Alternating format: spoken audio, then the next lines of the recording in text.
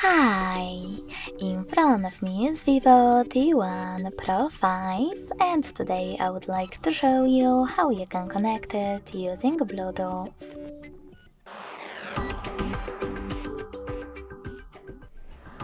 Begin by opening Devices settings and tapping on Bluetooth and Devices.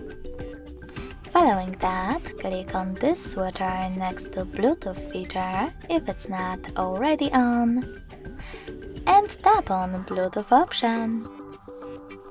Finally, select Pair New Device and just wait for available ones to show.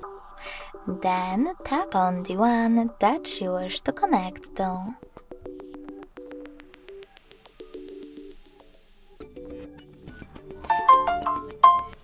Lastly, select Pair in the pop-up and wait for the other device to do the same.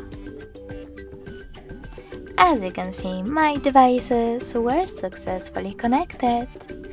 If you want to disconnect them, click on this gear next to chosen device